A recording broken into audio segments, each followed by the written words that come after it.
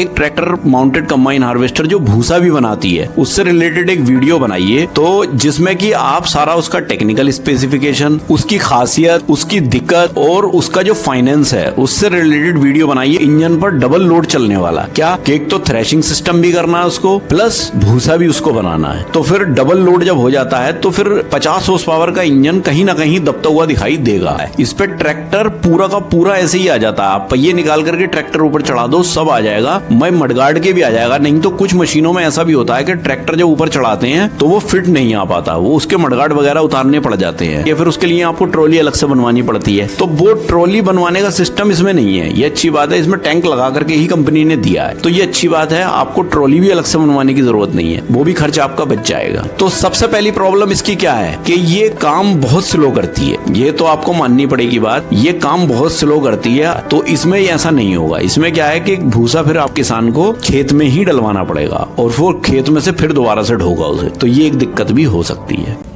दोस्तों, आप देख रहे हैं मेरा YouTube चैनल ऑलराउंडर रामपुरी। तो अपने इस चैनल पर मैं कुछ जेन्युइन और इंफॉर्मेटिव वीडियोस डालता हूं जो कंबाइन हार्वेस्टर, कार, ट्रैक्टर और मोटरसाइकिल से रिलेटेड होती हैं। तो फ्रेंड्स, अगर आपको मेरी वीडियो पसंद आती हैं तो चैनल को सब्सक्राइब कर देना। आइए वीडियो शुरू करते हैं।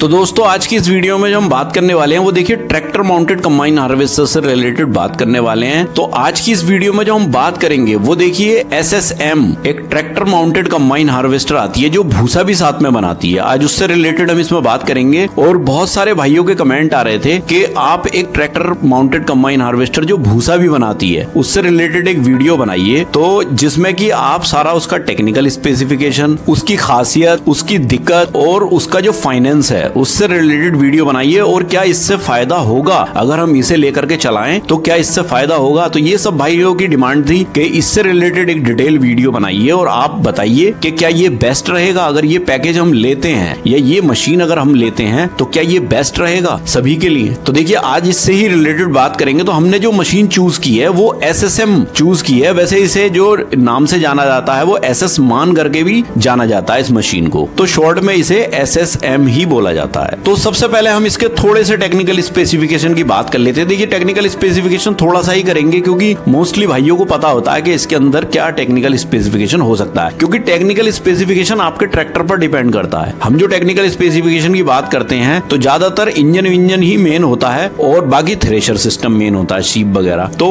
हम जो है, जब ट्रैक्टर तो आपको पता ही है, आपकी मर्जी है, वो कोई सा भी रख सकते हो आप, हॉर्स पावर पर डिपेंड, लेकिन वो भी हम बताएंगे कि कौन सा ट्रैक्टर इस पर रखना चाहिए। तो देखिए, ट्रैक्टर की कैपेसिटी के ऊपर बनाई जाती हैं सारी चीजें। ऐसा नहीं है कि ज्यादा बड़ा थ्रेशर सिस्टम इसमें लगा देंगे तो फिर ट्रैक्टर का इंजन नहीं चला पाएगा उसे। तो इसीलिए ट्रैक्टर के हॉर्स पावर के अकॉर्डिंग ही सारी चीजें की जाती हैं। तो इतना इंपॉर्टेंट इसमें टेक्निकल स्पेसिफिकेशन मुझे नहीं लगता। तो देखिए, सबसे पहले हम इंजन की बात करते हैं। तो इंजन देखिए, वैसे तो कंपनी जो कहती है, वो कंपनी ये कहती है कि 50 हॉर्स पावर का मिनिमम ट्रैक्टर होना चाहिए, जिसके अंदर 50 हॉर्स पावर की पावर हो, वो ट्रैक्टर इस मशीन पर रख सकते हैं, वो चला सकता है इसे। देखिए, कंपनी तो ये कहती है, लेकिन मेरा ये मानना है कि ट्रैक्टर जो है इस पे मिनिमम 60 हॉर्स पावर का होना चाहिए, क्योंकि ये भूसा भी साथ में बना रही है। जब भूसा साथ में बनाती है तो आप समझ सकते हो इंजन पर डबल लोड चलने वाला, क्या कि एक तो थ्रेशिंग सिस्टम भी करना है उसको, प्लस भूसा भी उसको बनाना है। तो फिर डबल लोड जब हो जाता है तो फिर 50 हॉर्स पावर का इंजन कहीं ना कहीं दबता हुआ दिखाई देगा, क्योंकि चला तो देगा, नो डाउट चला तो देगा, लेकिन जो क्वालिटी आनी चाहिए वो क्वालिटी नहीं आ पाएगी। जैसे कि भूसे में क्वालिटी वो नहीं मिलेगी, थ्रेशिंग की क्वालिटी वो नहीं मिलेगी, 50 हॉर्स पावर नहीं कर पाएगा उसको, क्योंकि थ्रेशिंग अच्छे से नहीं कर पाएगा, उसके चक्कर टूटेंगे। और जब 60 हॉर्स पावर का ट्रैक्टर होगा या उससे ज्यादा का होगा तो वो लोड नहीं मानेगा, चक्कर नहीं तोड़ेगा। तो क्या होगा कि आपका जो आउटपुट आएगा निकल करके, जो भूसा होगा उसकी क्वालिटी भी बहुत अच्छी होगी, और जो थ्रेशिंग होगी चीज, दाना जो अच्छा निकलेगा वो भी पूरा का पूरा निकल करके आ जाएगा। तो मेरे ख्याल से वो हॉर्स पावर 60 से ज्यादा का ही ट्रैक्टर होना चाहिए, क्योंकि ये भूसा साथ में बना रही है। बाकी जो भूसा नहीं बना आती है उनमें 50 हॉर्स पावर भी एनफ है, कोई दिक्कत नहीं है। वैसे एसएसएम कंपनी जो है वो अपनी इस मशीन पर ज्यादातर जो प्रीफर करती है वो जॉन डियर को प्रीफर करती है, क्योंकि देखिए जॉन डियर की जो पीटीओ की पावर है उस पावर का कोई जवाब ही नहीं है। बहुत शानदार पावर है पीटीओ की जॉन डियर की, तो एसएसएम जो है जॉन डियर को ही प्रीफर करती है। अब देखिए बात कर लेते हैं इसमें फीडर की। इंजन के बाद अब हम बात करेंगे फीडर की। तो देखिए फीडर जो है इस मशीन का काफी बड़ा फीडर दिया गया है, 56 इंच का फीडर आपको देखने को मिल जाएगा। तो इतना बड़ा फीडर देने का मतलब है कि आपको जाम की प्रॉब्लम नहीं आने वाली है फीडर के अंदर, क्योंकि इतना बड़ा फीडर जब इसमें दिया गया है तो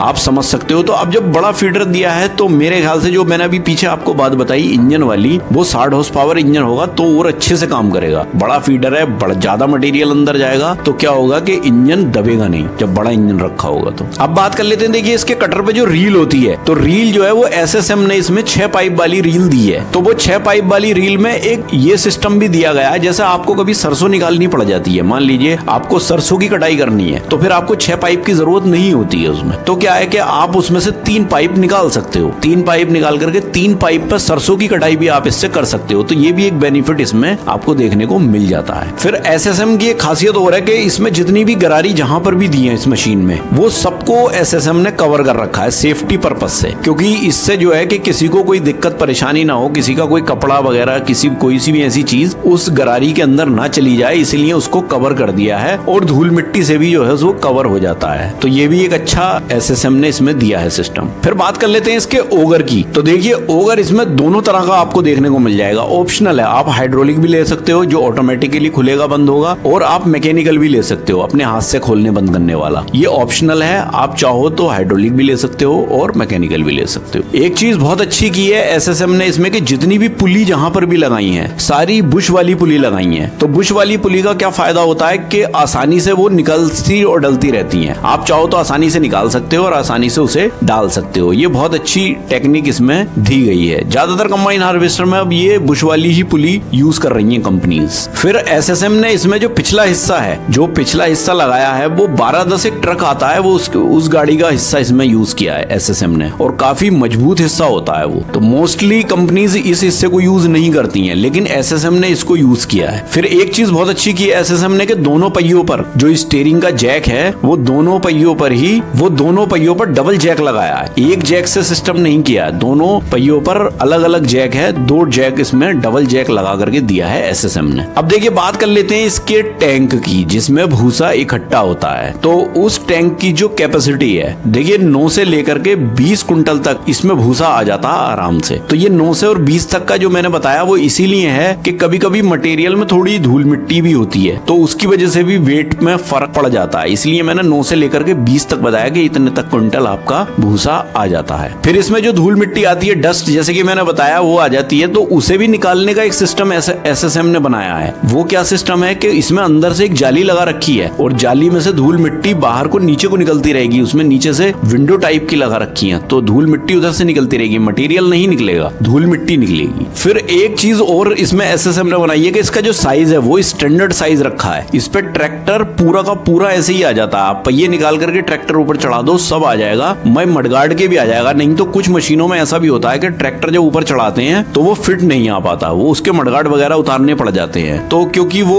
उसकी लंबाई ट्रैक्टर की थोड़ी ज्यादा हो जाती है। तो लेकिन जॉन डियर इसके ऊपर बिल्कुल फिट आता है। ये स्टैंडर्ड बनाया मशीन का पहले ही देख करके एसएसएम ने। फिर अब बात कर लेते हैं कि लाइट्स की। तो लाइट्स इसके अंदर जो है ट्रैक्टर की लाइट तो है इसके अंदर, लेकिन ट्रैक्टर से अलग भी इसमें लाइट दी गई है दोनों साइड में, और काफी अच्छी लाइट्स इसमें लगाई गई हैं जिससे कि आपकी विजिबिलिटी बहुत ज्यादा हो जाती है, क्योंकि ट्रैक्टर की लाइट्स अलग जलती हैं और वो अलग जलती हैं, तो आपकी विजिबिलिटी अच्छी खासी आपको देखने को इसमें मिल जाती है। तो नाइट में अच्छे से काम आप कर सकते हो। तो दोस्तों ये तो कुछ थोड़े से टेक्निकल स्पेसिफिकेशन की हमने बात की और जो इसकी कुछ खासियत सी लगी, लेकिन अब जो मेन खासियत है जो हमारे पॉइंट ऑफ व्यू से अगर देखा जाए तो उसकी यहाँ पर हम बात करते हैं। तो खासियत क्या क्या है इसमें? तो देखिए सबसे पहली खासियत तो इसकी यही है कि ये दोनों कामों को एक साथ कर सकती है मशीन। वो कैसे कि ये कटाई भी करेगी, थ्रेशिंग भी करेगी, प्लस उसका भूसा भी बनाएगी। तो सारे काम ये खुद से ही कर करके ये एक इसके अंदर सिस्टम अच्छा दिया है कि दोनों काम थ्रेशिंग और भूसा बनाने का काम जो है ये एक साथ में कर लेगी। तो अलग से किसान को किसी दूसरी चीज को बुलाने की जरूरत नहीं पड़ती कि रीपर लाओ, भूसा बनवाओ, ये सब सिस्टम खत्म हो जाता है जब आप इस मशीन को ले लेते हो। और एक सबसे अच्छी और क्या खासियत है, अगर आपके पास ट्रैक्टर है, मान लीजिए आपके पास